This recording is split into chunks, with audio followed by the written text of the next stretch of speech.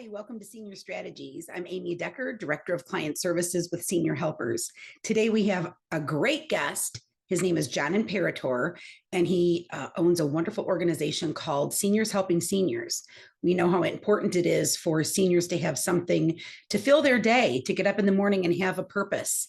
And so John is hiring seniors, which, by the way, he is looking for new seniors right now to hire. So if you're out there and you're looking for something to do during the day, John will have that answer for you.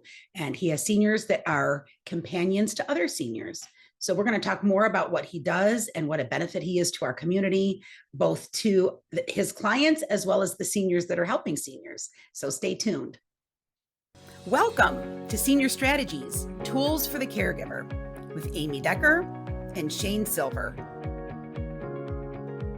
Join us on each show where you're going to enjoy a lively conversation that's going to connect you to the tools and resources that you'll need to coordinate care for the seniors in your life. We are so happy that you joined us.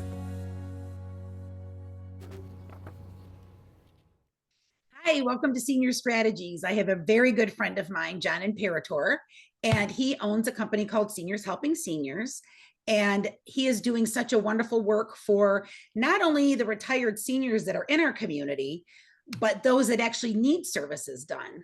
I did a little bit of research and I found that staying busy after your retirement, you wake up with a purpose again. It really benefits the whole well-being of your whole body, both physically, mentally, spiritually. So really they're enjoying a fulfilling and very healthy retirement, as well as caring for those that need the services. So today we're going to have John on, and he has one of his seniors with him. And so I want you to talk more about how did this all come together, John? How did you get into this? Because I think it's such a great concept.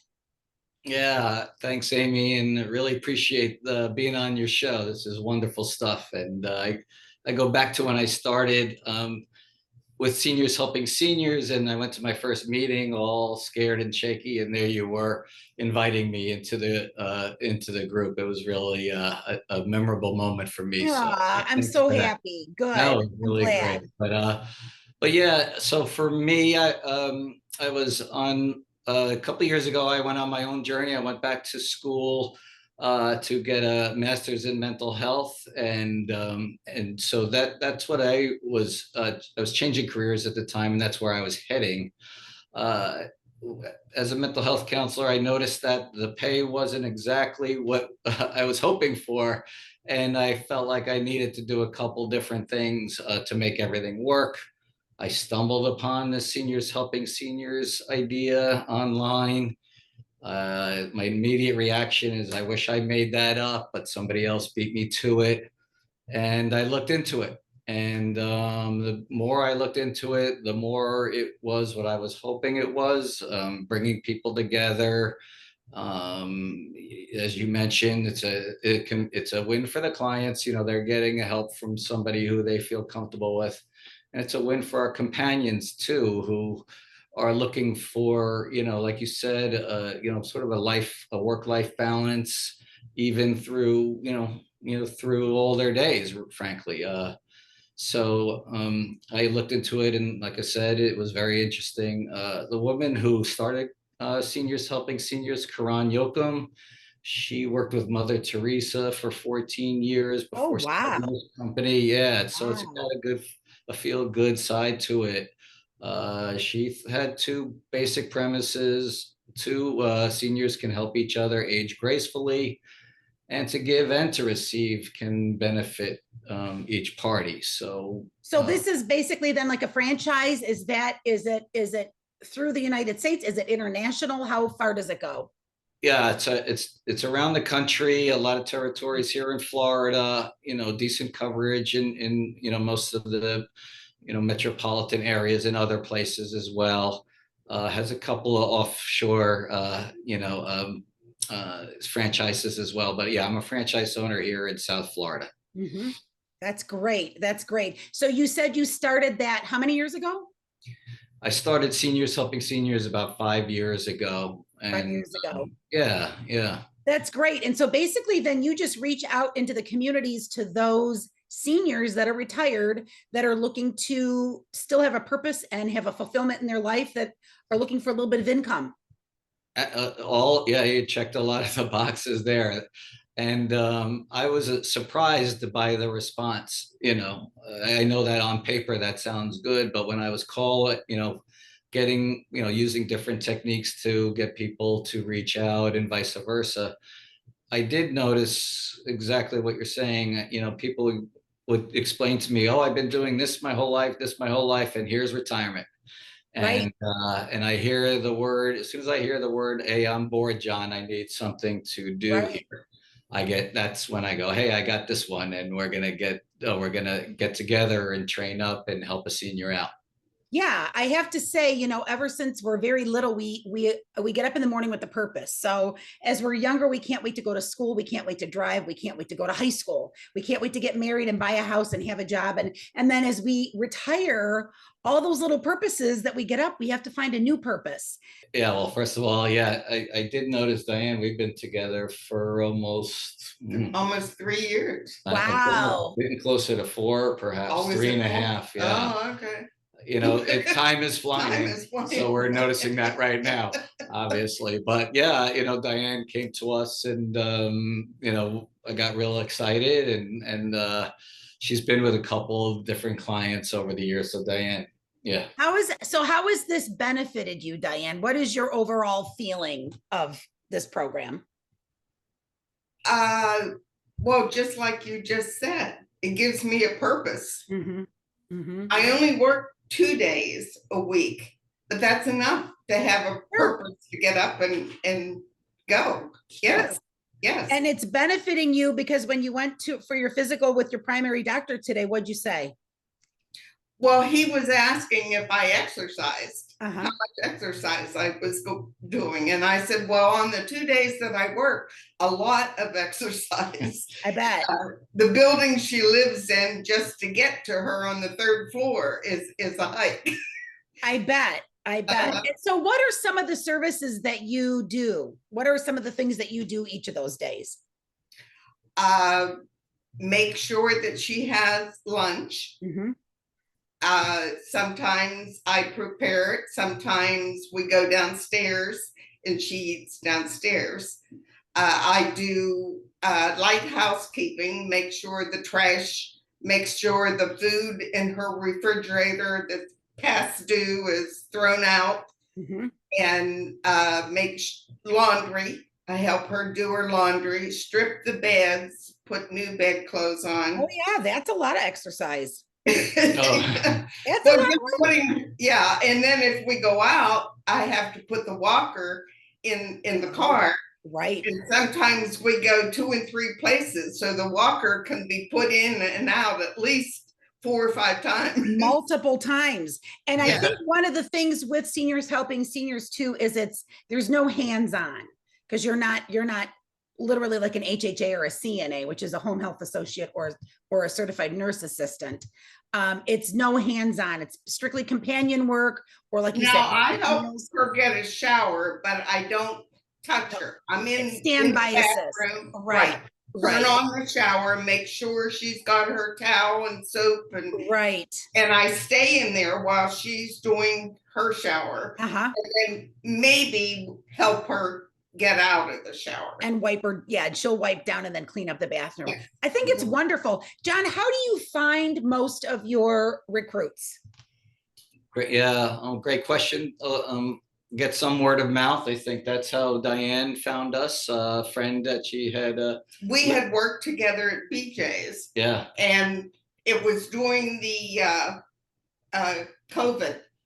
And we were servers or giving snacks out of BJ's. Mm-hmm. And of course, that went by the wayside. After 2 months, we were done. Right. And so we were looking for jobs, and my friend found John. And then she called me and she said she really liked it. She said, why don't you apply? So I did. That's great. How many seniors do you have, John, that are working with you? We're probably up to about 60 or so. Oh, at this point. Yeah. And I think for the record, you're looking for more, aren't you? Yeah, we're hiring on a regular basis, no doubt. you know, as Diane mentioned, some of our cases are small Mhm. compared to other, home care uh, companies, but 2 or 3 times a week works for the people I'm hiring, and it usually works for the type of person we're trying to help. People who are, can, get through a day on their own, but if too many days are strung together where they're on Right, their own, things are right. just going to be, I don't know, not as efficient as they need, putting them at risk and Of and course. potentially, just not getting their needs met. Right. So it is the match works as far as that goes. So it's a lot of small one-on-ones is Mhm. what we have going on. Some bigger cases where people work as a team, and Diane has been in situations like that. And Diane's such a good communicator, and a lot of our companions are good because we know that this stuff that Diane mentioned, and now that's on our brochure, there's a lot of other tiny things that are going on in all of our lives, especially the life of a senior, where the world is getting a little more Of course. complicated for them. Of So those course. details are what we spend a lot of time diving into. And we try to, you mentioned on your show several times that it takes a village here, Does. so the more we can work together and get Yeah. in this flow of information, the better Right. off for the seniors. Communication is the key. And I have to say, even with senior helpers coordinating care to get somebody into the home, I think some of the biggest challenges that I see, you probably do as well, is dealing with the family dynamics. Mhm. See, you're laughing, Diane. It's true.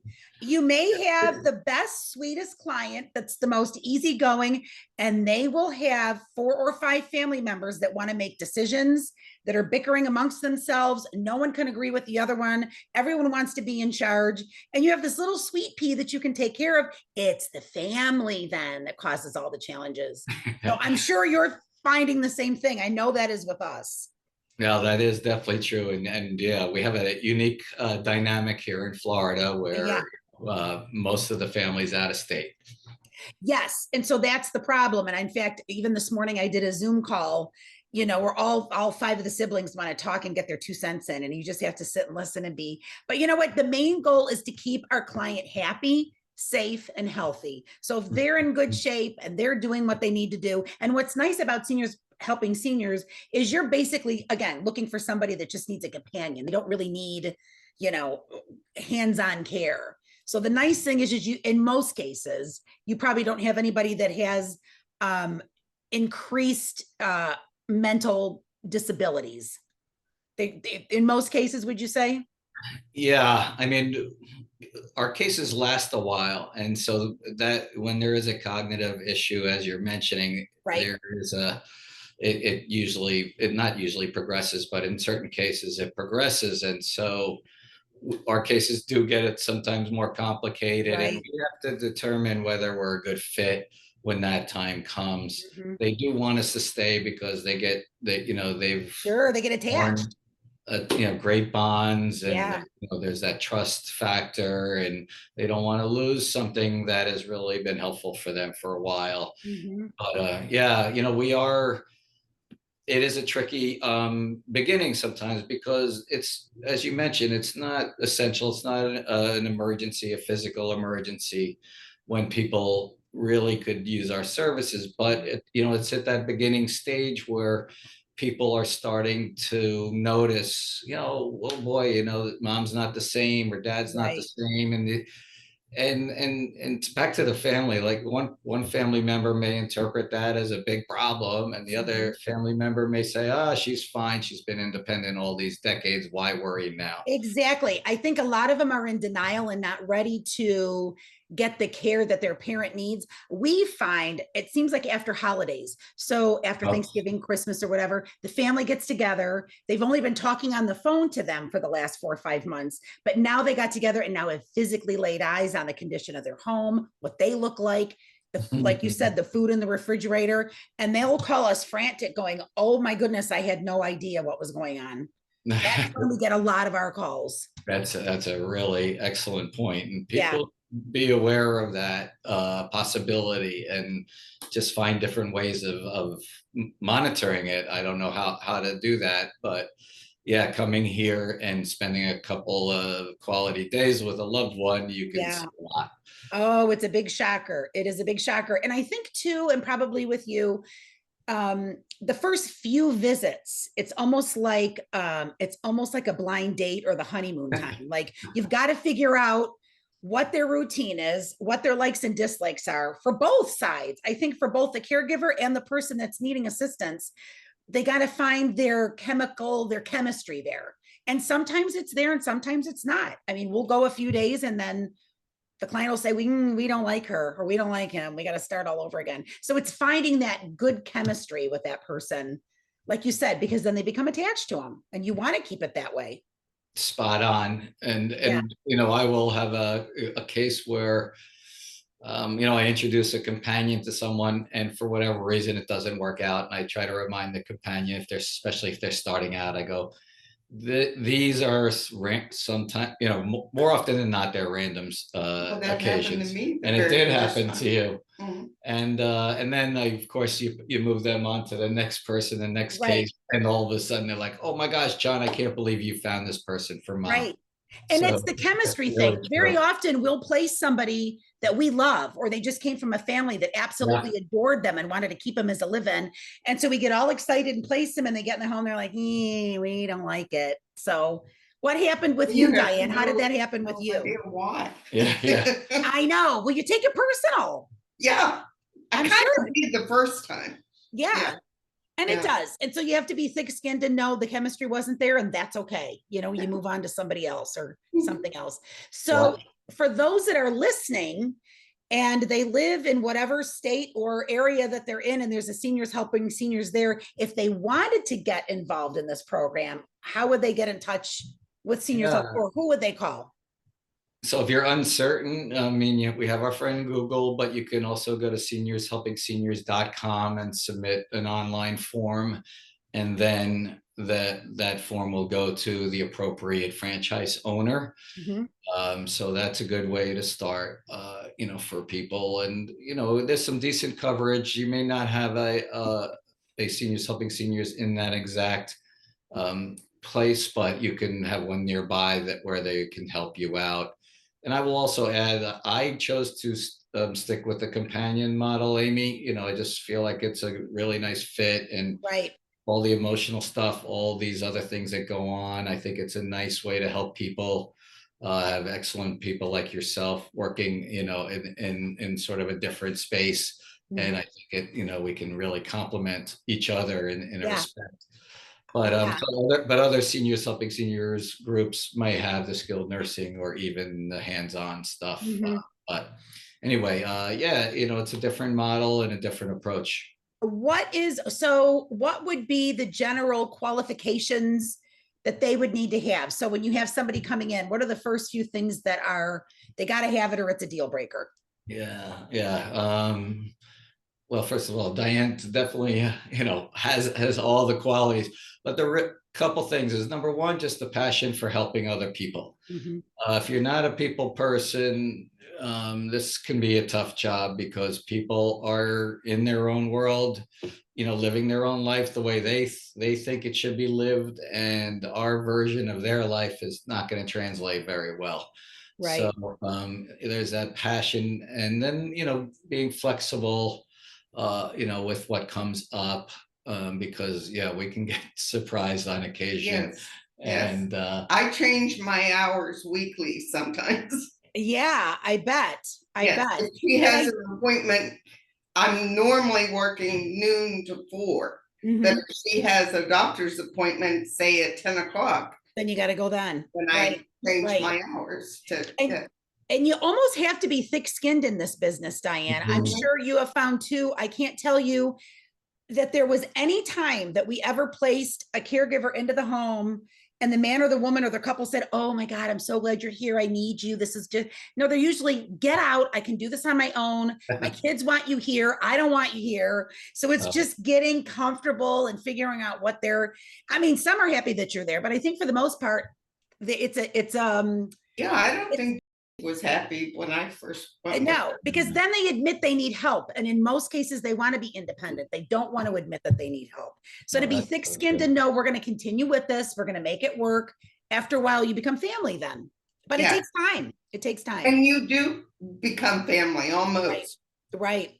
And just so you're bringing up a great point, and I want to add the third thing that I think is important is the openness to a learning experience, because this is a learning experience. You can think you understand the aging, and then you hit three different people who are doing three different versions of this, and you get surprised that that variability is there. And so unless you want to kind of learn about how this goes, it's going to be tough for you. Yeah. And everybody's journey is different. I hold a couple of support groups with caregivers that are in the brink of caregiver burnout. And one of the things that they say is when people approach them they'll say, hey, how are you doing? And then when they say, well, I'm really having a tough time, I'm dealing with my mom or my dad. And they'll get the comment, oh, I understand exactly what you're doing. Been there, done that. No, they don't. Everybody's journey is so different. And it's intricate, and it can be family dynamics. It can be, the health of the other person. It can be a UTI that mom or dad have, that they have no idea that a UTI can do what it does to a senior's body and to their brain. And so it's just being compassionate to those that are caregivers, because you can get burned out. It's a lot of work. Oh, absolutely. A lot of work. So it's wonderful that you can step in, Diane, and even help some of these families where these kids maybe live out of state and they're worried sick about their parent that they can't see every day. What'd you say? Or not. Oh yeah, or that. That's true too. We do see a lot of that as well. Yeah, it happens a lot. And that's sad. That's sad too. It really is, because your heart is involved into this. You can't understand, it doesn't make sense why everyone's not feeling the way you do. That's true. Yeah. And so you're right, John. I think getting more people like Diane that have that compassionate, empathetic heart. You can't teach somebody compassion. You can't teach somebody empathy. They're really born with it, and you either have it or you don't have it. And we've met those that have it, and man, have we met those that haven't had it. Yeah. Well, like John said, they're not a fit. No, it's never a fit. Yeah. Right. So if you're looking at something like this as a paycheck, I'm doing this just for a paycheck, forget it. Forget it. If your heart, body, and soul aren't involved, and spiritual part of yourself, that's who's going to make it. That's who's going to benefit from it. Yeah. It'll be a win-win, like you said, John, for everybody. But if you're looking at it like, I want to make a few bucks, forget it. Because there's way too much involved than that. I can stand out on the corner with a sign and right. Yeah, you could be one of those sign spinners out there and probably make more money doing that. But this is something that becomes your passion. And I have to say, I've been in the senior business for so many years, and a lot of it you don't get paid for. Now, a lot of it, there's no real financial compensation, but there's such reward. It's such a pay it forward that you've helped somebody, you've made a difference in somebody's day that day. Well put. Yeah. So I'm happy to have you on the show. I'm thrilled that you do what you do, John. I love when I can hand business to you, that it's somebody that just needs a companion, that we're not able to staff ourselves. And Diane, kudos to you, because I know this is it's not only a few hours a day, it's something, because you take it home and you're thinking about it still. Your mind and heart are still involved in that. Yeah. So I give you a lot of kudos, because it's helping you healthy, to keep you healthy in every aspect. And yet you're keeping somebody else healthy too. So you're a godsend. You're a godsend. And I'm happy that John picked you to have the show. And then again, if someone's interested, they can just get on the Seniors Helping Seniors website, kind of reach out to the area that they're looking for. Absolutely. Yeah, I think it's great. Straightforward. Yeah. And I carry cards. If somebody in the building asks, I give them a card. Perfect. Yeah, that's the best thing to do. That's great. Well, thank you for giving me a few minutes today on the show. And I look forward to putting your show on the program. We're going to be getting you out there so everyone can hear more about you and what you do. And we'll do a follow-up, maybe even a couple of months, and find out if there's any new challenges or other things that you'd like to talk about. Oh, that's great. Thanks, Amy. And keep up the good work. Thank you. Thank you. Thank you. Thank you for joining us today on Senior Strategies. We hope that you found the tools and the strategies that we offered you beneficial for your journey as a caregiver. We want you to leave today feeling empowered and supported. Please follow us on Instagram, Facebook, and YouTube for upcoming shows and events.